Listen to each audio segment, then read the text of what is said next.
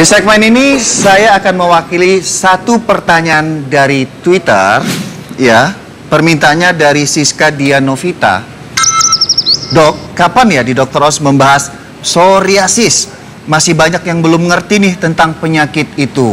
Nah, psoriasis adalah salah satu dari penyakit autoimun di mana lokasinya terutama di bagian kulit. Meskipun ada beberapa organ lain bisa diserang dari penyakit autoimun ini. Bisa ditandai dengan gejala berupa penebalan pada kulit, lalu ada bercak kemerahan pada pinggir kulit yang disertai dengan sisik yang berwarna putih keperakan. Dan kali ini saya memberikan untuk Anda pengalaman seseorang. Pak Yose adalah seorang penderita dari psoriasis. Ya? Waktu itu usia berapa, Pak? Pertama kali mengetahui Bapak mengalami psoriasis. Usia 12 tahun. 12 tahun. Saat ini usianya? 32. 32, berarti hampir 20 tahun. Ya. Nah, gejala awal Bapak kenal itu penyakit psoriasis atau malah menganggap ini penyakit kulit biasa? Kalau awalnya ketombe. Ketombe, oh berarti lokasi dari keluhan ini di awal di kepala, di rambut? Ya. Ketombe yang hampir setiap hari? Bukan setiap hari lagi. Habis kita keramas, udah ketombean lagi. Dari kulit di bagian kepala sampai ke badan itu butuh waktu berapa lama waktu itu, Pak? Sekitar Ada lebih dari 1 tahun? 10 tahun. 10 tahun baru keluar di bagian badan. Awal sekali di lokasi mana? Jadi dia semakin membesar. Ya. Semakin membesar sampai hampir seluruh kepala. Kemudian dia mulai turun ke wajah. Jadi, mulai turun ke wajah, mulai ke belakang leher. Jadi dari belakang telinga turun ke leher seperti ini ya? Ya. Oke. Nah, sampai ke leher, ke muka. Nah, baru ke anggota badan. Anggota badan. Nah, banyak sekali stigma di masyarakat kita bahwa penyakit psoriasis adalah penyakit menular. Padahal psoriasis bukan penyakit menular. Sudah berapa lama perawatan yang dijalankan? Saat ini udah sekitar 3 tahunan. 3 tahun. Ada perubahan yang signifikan dari perawatan tersebut ya? Ya. Oke. Baik, terima kasih Pak Yose. Tetap di sini. Selain bukan penyakit menular, tapi yang harus diwaspadai dari psoriasis adalah kemungkinan dapat diturunkan kepada anak Anda. Nah, sejauh mana perjalanan penyakit dari psoriasis? Saya sudah kedatangan rekan sejauh saya, yaitu Dr. Dimas. Apa kabar, Dok? Baik, Mas. Zaskia masih nemenin saya. Masih dong. Oke. Nah, tadi kita sudah banyak ngobrol dengan Pak Yose bahwa psoriasis itu memang suatu gangguan yang identik di kulit. Nah, bisa diceritakan dikit, Dok, untuk penyakit dari psoriasis ini penyebab yang spesifiknya apa? Dia adalah penyakit autoimun. Ya. Jadi penyebabnya adalah gangguan pada sistem imun tentunya. Sistem imun atau sistem kekebalan Sistem tubuh. kekebalan tubuh. Kelainan itu kemudian dia berikatan pada gen. Jadi terjadi gangguan pada gen psoriasis yang kemudian menyebabkan sistem imun kita melihat sesuatu yang harusnya normal menjadi salah, sehingga dia menyerang ke situ. Berarti seperti pada segmen 1 tadi kita, Zaskia, ya, bahwa ada kondisi di mana ketika tubuh kita menyerang diri sendiri. Ya. Nah, kalau gitu bisa nggak sih dari bayi atau dari ketika hamil, perempuan ngecek itu anaknya ini akan kena atau enggak gitu, Dok? Sampai saat ini tidak ada pemeriksaan genetika yang bisa melihat apakah ada terjadi mutasi, kan berarti ya. Iya. Kalau memang orang tuanya nggak ada, kan berarti terjadi mutasi. Apakah sudah terjadi mutasi pada bayi? Tidak ada. Tapi kalau orang tuanya penyandang psoriasis, dia kemungkinannya ada, tapi itu pun tidak harus selalu terjadi. Tapi ada bakat aja berarti. Tapi ada bakat aja. Iya. Ini balik lagi ke masalah pemicu atau penyebab. Menggaruk dengan kuat, kebiasaan menggaruk, lalu stres, merokok, itu apakah bisa memicu dari psoriasis yang sebenarnya sudah ada atau dia belum ada jadi ada? Bisa dua-duanya. Bisa dua-duanya? Bisa dua-duanya.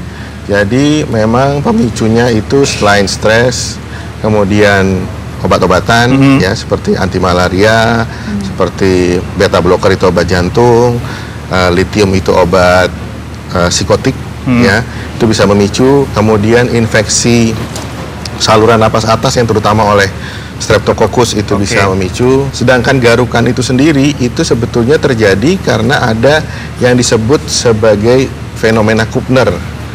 di kulit orang psoriasis. Jadi kulit orang psoriasis itu kelihatan normal. Jadi hanya tampak normal, tapi di bawahnya dia sebetulnya tidak normal. Sehingga kalau kita garuk, di mana tempat garukan itu terjadi, dia akan timbul lesinya. Lesi itu berupa putih atau kayak kita menggaruk biasa merah? Langsung merah. Langsung merah. Dan ini apa namanya, resiko jangka panjangnya gimana dok? Apakah dia bisa sembuh atau akan tergantung dengan obat terus? Tergantung dengan obat.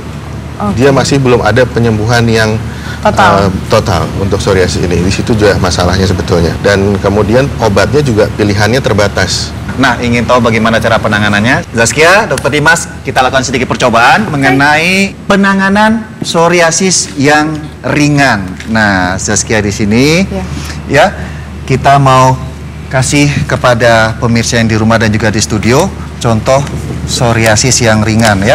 Jadi untuk penanganan psoriasis ringan itu selain krim untuk melembabkan kulit, dianjurkan adalah untuk berjemur maksimal berapa menit, dok? 5 menit. 5 menit antara jam 11 sampai jam 2. Ya, alasannya ini adalah untuk menyerap dari ultraviolet yang B itu. Di mana-mana kan anjuran untuk berjemur adalah di bawah jam 9 ya, dok. Ini jam 11 sampai jam 2. Nah, saya tunjukkan kepada Anda yang di studio dan juga di rumah salah satu contoh penanganan untuk psoriasis ringan, ya. Ini anggap adalah penampang kulit yang ada psoriasisnya. Penanganan yang pertama adalah ini biasa di malam hari ya, dok, ya. Kita mandi dulu, habis mandi, lalu jangan seperti kulit normal dikeringin, wah pakai anduk, jangan. Cukup aja, tidak harus terlalu kering, masih basah juga nggak apa-apa, lalu dioles dengan krim atau salep yang sudah diresepkan oleh dokter.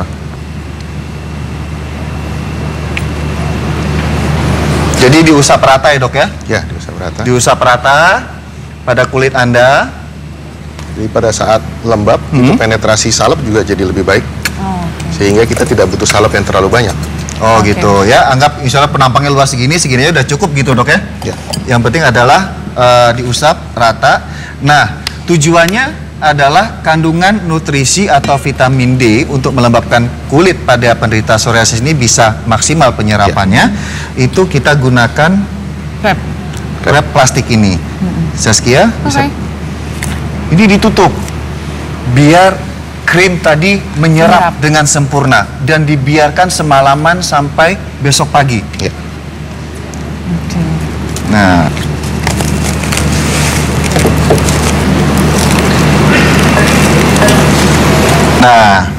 dibiarkan semalaman tertutup plastik, gitu, dok, ya? Seperti ini, agar fungsi dari krim tadi bisa masuk ke dalam kulit untuk memperbaiki kondisi dari si kulit psoriasis tersebut. Nah, anggap ini udah pagi, mau mandi, kita buka, lalu lakukan seperti mandi biasa, seperti itu. Dengan menggunakan sabun, tidak perlu pakai spons atau apapun, gunakan sabun dan dibersihkan seperti kita mandi biasanya. Hal yang Anda lakukan saat pertama kali dengan menggunakan salep sampai mandi, ini akan membantu mengurangi bahkan menghilangkan penampakan dari kulit tersebut. Nah, ini biasanya apakah hanya cukup sekali sehari atau boleh siangnya gitu, dok? Sekali sehari. Kalau dengan wrap, sekali sehari cukup. Sekali sehari cukup, ya. Dan ini biasanya berapa lama?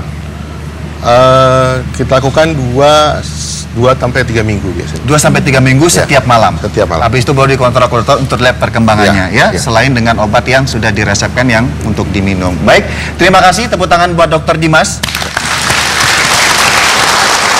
Setelah ini saya akan menjawab beberapa pertanyaan dari Anda melalui Twitter dan email. Jadi jangan kemana-mana. Tetap di Dr. Os Indonesia. Katanya jika memakai hand sanitizer keseringan bisa bikin kanker kulit. Apakah benar penggunaan hand sanitizer bisa menyebabkan kanker kulit? Jawabannya sesaat lagi di Dr. Os Indonesia. Karena hampir rata-rata hand sanitizer itu ada kandungan alkoholnya.